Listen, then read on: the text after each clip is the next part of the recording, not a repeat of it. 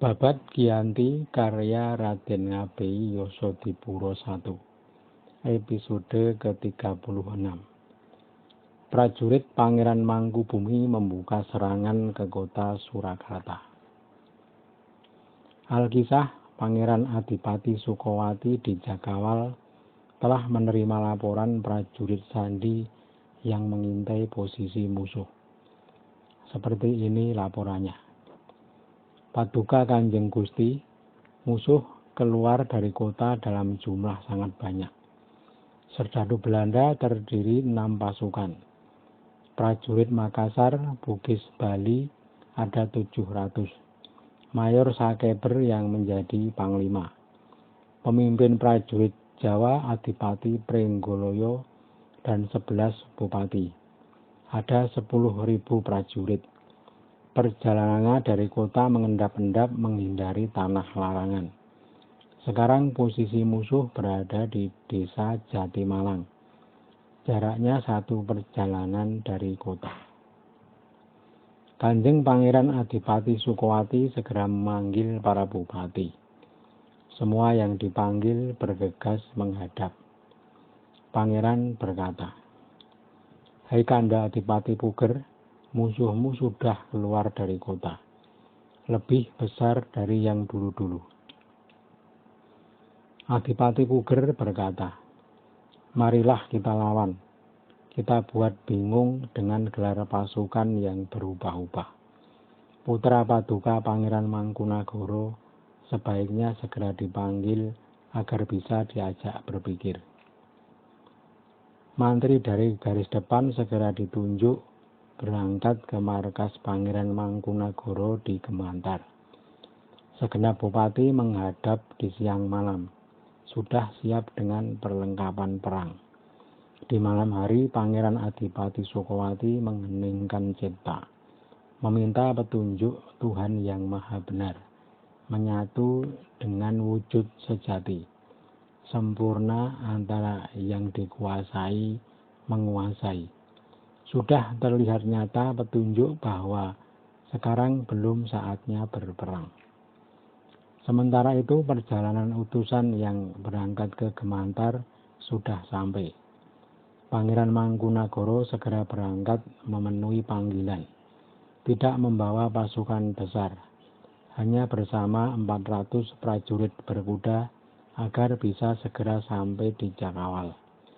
Sesampai di hadapan sang ayah, segera menyentuh kaki dan bersalaman dengan Adipati Puger. Sang ayah berkata pelan, "Anakku, sekarang musuh keluar dari kota.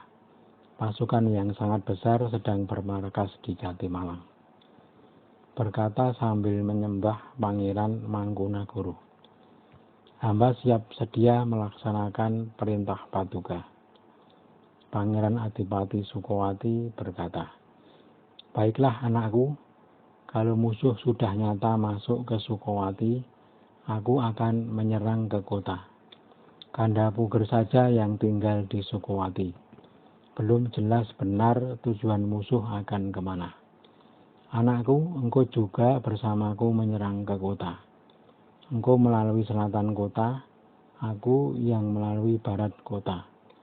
Adapun barisan di Jatimalang, kalau belum bergerak, kita diamkan saja dulu. Namun harus selalu menggelar prajurit, dan pamanmu Buminoto dan Singosari, beritahukan kepada keduanya agar mengerahkan orang Gunung Semboyan untuk menduduki kota Kaduang. Kalau sudah takluk Kaduang, segeralah ke Ponorogo. Walau sulit diharapkan, beritahukan juga kepada uwakmu Pangeran Suryodikusumo.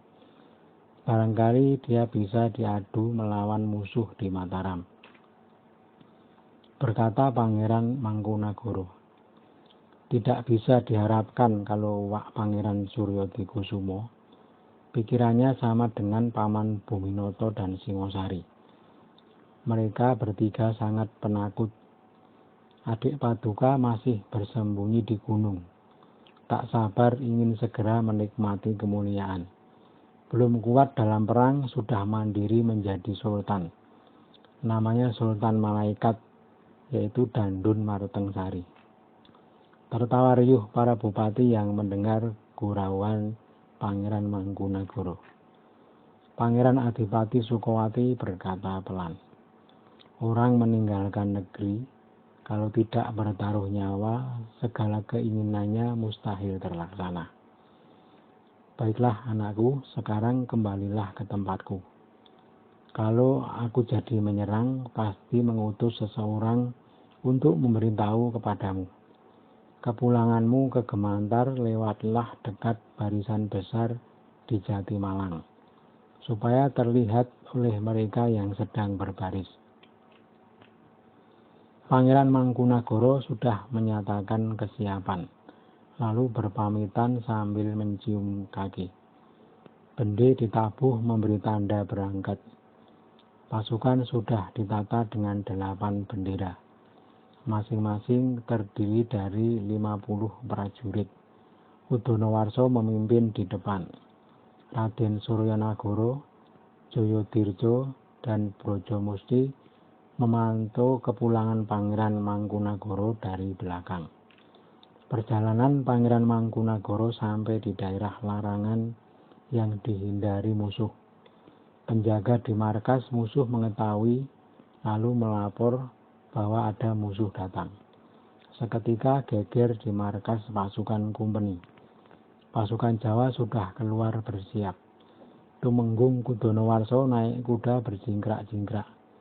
Kudanya berwarna janjam biru dengan 2 pancal.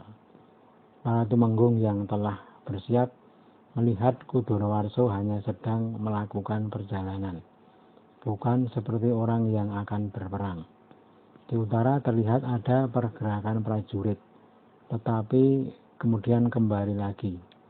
Pikir para bupati, Pangeran Mangkunagara baru saja menghadap kepada sang ayah. Senjata kembali disimpan. Semua kembali ke pondok lagi dan melapor kepada Mayor Sakeber. Di Jakawal, Pangeran Adipati Sukowati menunjuk Suryanagara, Ronggo Wirosantiko, dan Tumenggung Jayadirja. Ketiganya diperintah membuat rintisan menyerang Surakarta. Masing-masing membawa 100 prajurit berkuda. Tak ada prajurit darat satupun.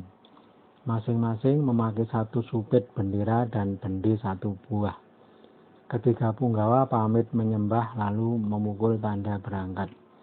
Pangeran Adipati Sukowati juga menunjuk 3 punggawa untuk memantau dari belakang.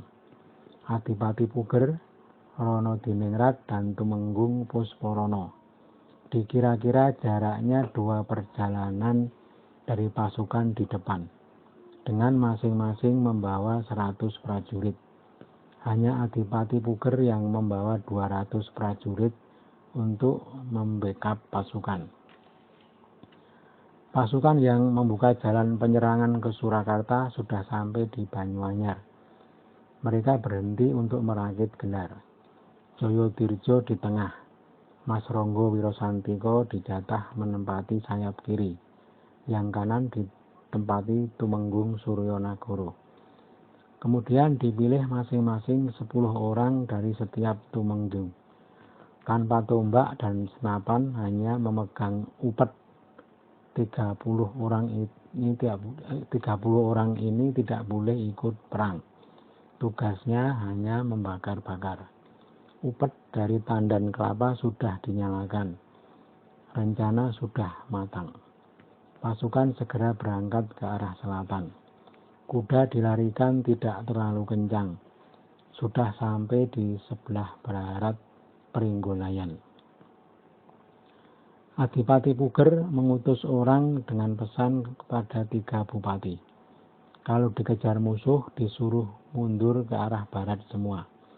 Di Panasan, pasukan Adipati Puger berhenti. Sudah sesuai kesepakatan.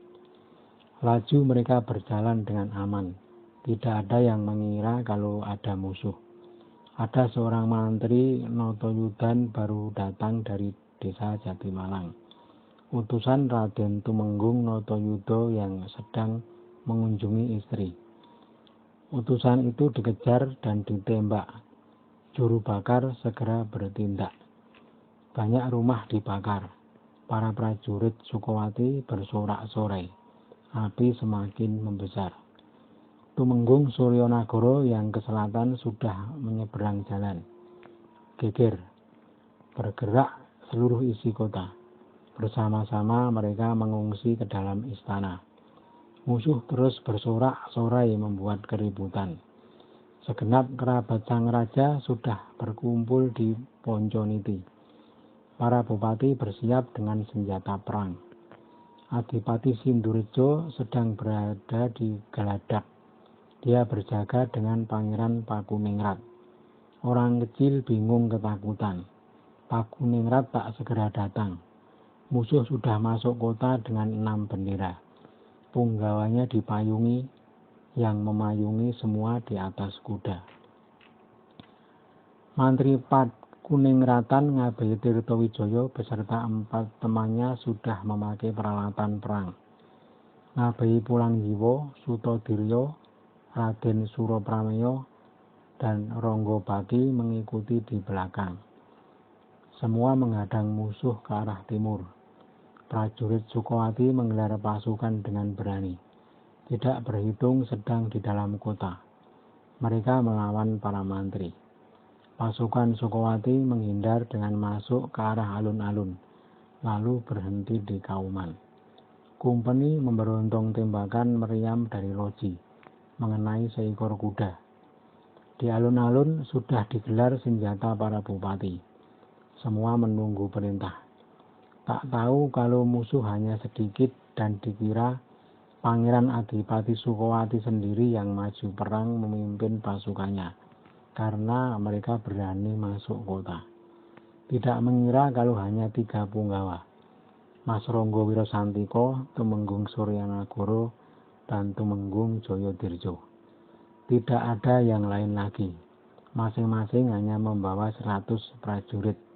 Jadi hanya 300 prajurit berkuda.